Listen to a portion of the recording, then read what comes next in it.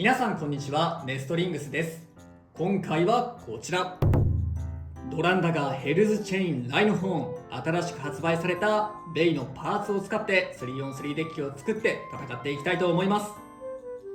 今回は私野水航がヘルズチェインのパーツを使った 3on3 デッキを、そしてつぶやきさん太郎がドランダガーのパーツを使った 3on3 デッキを使っていきます。それではやっていきましょう。いきましょう。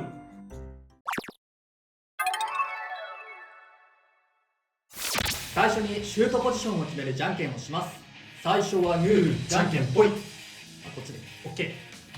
お互いのファーストベイ、せーの、じゃん。ドランダガー 560R。 ヘルズサイズ 360O。 ファーストバトル、レディーセット、3、2、1、ゴーシー。さあ、ここからエクストリームダッシュ避けたい。いけ。オッケーオッケー、いいとこにいるよ、いいとこにいるよ。あー、当たりはしたけどクリティカルヒットじゃないな。いいとこいる、いいとこいるよ。あー、いいぞいいぞいいぞ。結構ポイント高いが、ここまで来ればさすがに大丈夫なんじゃないか。いや、意外とスタミナある。いいぞいいぞ。ちょっとずつこかれて。ナイス。フィニッシュ。ドランダガーに1ポイン連続攻撃が効いてたね。いや、なんかだんだんスタミナを削られてね、まさか持久負けするとは思ってなかったな、意外。ト。お互いのセカンドベイ、せーの、じゃん。ドランソード 360LF。 ヘルズチェイン 560D。 セカンドバトル、レディーセット、3、2、1、ゴーシュー。いやー、このドラン強いからな。オーバーフィニッシュ。ヘルズチェーンに2ポインたまたま。ト。お互いのサードベイ、せーの、じゃん。コバルトドレイク 460F。 バイパーテール 460HT。 サードバトル、レディーセット、3、2、1、ゴーシュー。さあ、ここはバイパーテールでね、下を殴っていきたいよ、下を。いいよ、下殴って。バーストはやだ、バーストはやだ。クリーンフィニッシュ。コバルトドレイクに1ポインいや、いい感じに傾けてはいたんだけどな。当たりどこがね、良くなかったね。そうだね、斜めにされるとね、コバルトドレイクすごい怖い。バーストしやすいからね。3戦目でも勝負が決まらなかったので、デッキの順番を入れ替えて続きからやっていきたいと思います。ト。お互いのフォースベイ、せーの、じゃん。ドランダガバイパーテール。フォースバトル、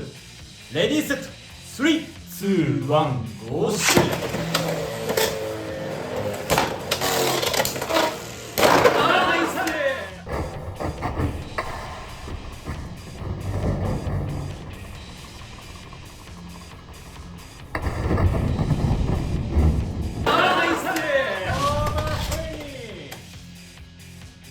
ドランダガーに2ポ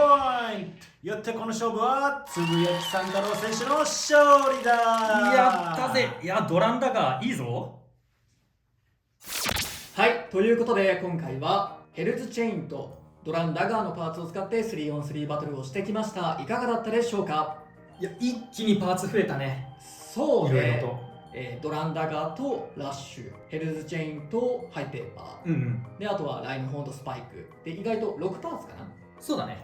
増えたんだけど、結構いろいろとまたカスタマイズ性があるというか、環境も若干変わりそうなね、そういう感じもする新パーツで結構面白いなって思ってます。で今回こっちつぶやきさん太郎がドランダガーのブレードとあとはラッシュを使ったんだけど、いや、ドランダガーすごい好印象、めちゃめちゃ使いやすい。ドランソードよりやっぱ一撃の重たさはないんだけど、ちゃんと本当に連続攻撃で何回もぶつかりにいけるっていうのがちゃんと活かせてて、でそれで今回はラッシュのビットを履かせたんだけど、ちょっとそんなにラッシュで何回もエクストリームダッシュ繰り返すみたいな動きは今回はあんまできなかったんだけど、ちゃんとそれも一人で回してる時とかだったら本当に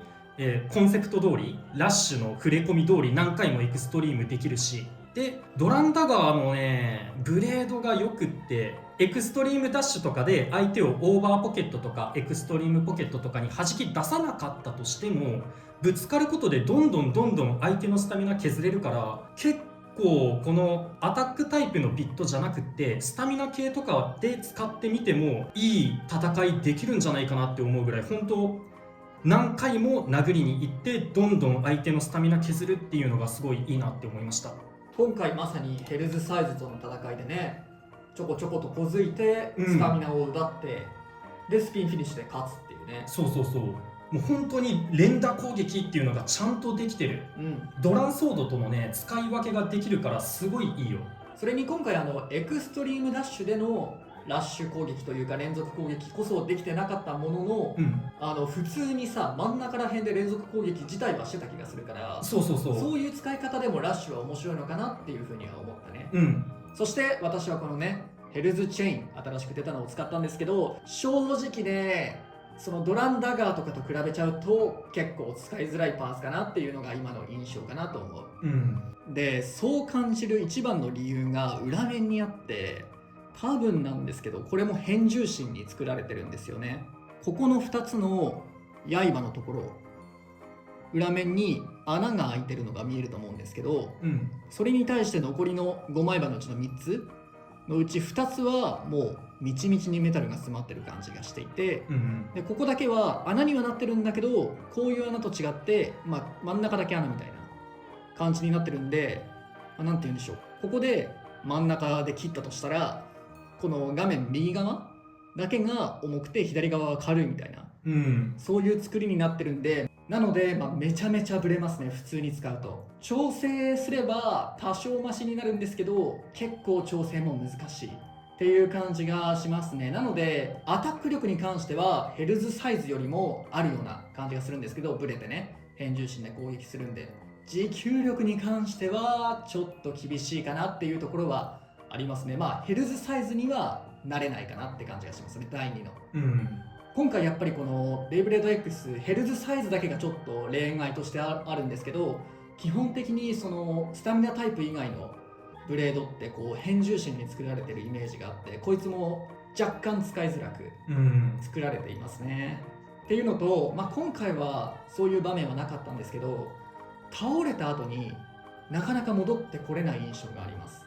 それもこの変重心が原因なのかもしれないんですけど、なのでこう持久戦になって傾くとそのまま地面に叩きつけられて一方的に負けちゃうみたいな試合も自分の中では結構あって感じてるので、なかなか難しいパーツかなと思います。ヘルズサイズみたいに簡単にポイってつけてペイって投げて超強いみたいなそういうお手軽系のブレードではないかなっていう風に感じました。今回ね、前のベイブレードと違ってこれは進化系じゃなくて派生系みたいな感じだから、あくまでもヘルズサイズっていうのとそれの進化じゃなくてまた別の可能性というか違う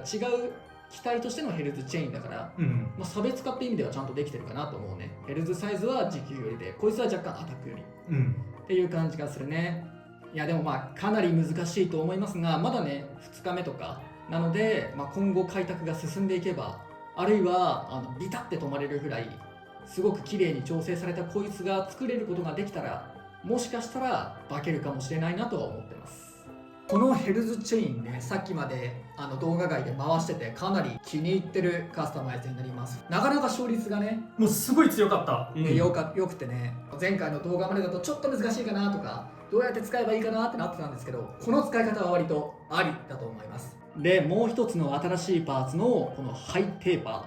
ー、テーパーが高くなっただけで軸先の形状もねほぼほぼテーパーと変わらないんだけど、バイパーテールと相性がいい気がしてて、テーパーよりもやっぱ傾くんですよ。今回のバトルで見てもらったら分かる通り結構傾きながらでも回転を続けるんですよ。なのでこのバイパーテールのねこの上面のゴツゴツを結構最大限に活かせると思ってて、自分家でね一人でやるのって結構全然実践とは結果が違ったりして実践では使い物にならないみたいなこともあるんですけど、家で一人で回した時にはヘルズサイズの460とか 360B に結構バースト勝ち取れてて、おお、いいね。なかなかこのハイテーパーとの組み合わせ面白いんじゃないかなって思ってます。バイパーテールのね特徴を生かすことができるいいカスタマイズになってるんじゃないかなとは思います。ただやっぱりこのバイパーテール自体のねこの上の方に飛んでっちゃう、アタックされてもアタックしてもここで当たると上の方に飛んでっちゃうっていう欠点は別に改善されてないので、それが発生しちゃうと簡単にオーバーとかしちゃうのはまたご愛嬌みたいなところではあるんですけど、新たなね可能性があって、正直さ軸先の形状がほぼ一緒で1ミリだけ高いってハイニードルとかと比較すると、あんまり変化ないんじゃないのみたいな風に正直思ってた節はどこかあったんだよね、だけど実際に使ってみるとだいぶ印象違うというか、これはこれで面白いし別の戦い方ができると思ったから、結構ね高さって重要だなって思ったね。1ミリだけでもだいぶ変わってくるね、だいぶ変わる試合に。あとね、ちなみにちゃんとこう最後立つこともできないことはないから、最後は相手を押さえつけて勝つみたいなバイパーの割とコンセプトに近いみたいな戦い方もできるからバイパーテールちょっとどうやって使おうかなって迷ってる方、一回ちょっとこれ使ってみると意外と活躍してくれるかもしれない。相性良さそうだね。そうハイテーパーとバイパーテールおすすめです。それにねテーパーっていうビット自体はさ結構使う人もそこそこいて、最初こそあれだったけどだんだん評価が上がってきてさ、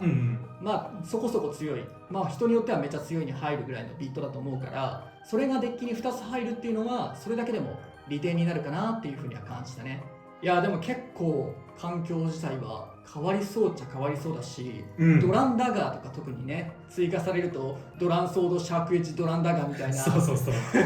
いやー俺らアタックいけますけどでもシャークエッジ以外は時給もいけますよみたいなねバケモンデッキとかが登場してめちゃくちゃにされるみたいなね、そういうのもあるかもしれないから、結構大会の環境とかも変わってくるかもしれないなっていう風に、実際使ってて僕はやられても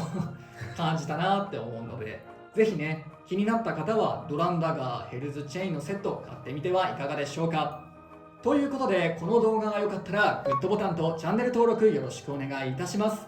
それではまた次の動画でお会いいたしましょう。バイバイ。バイバーイ。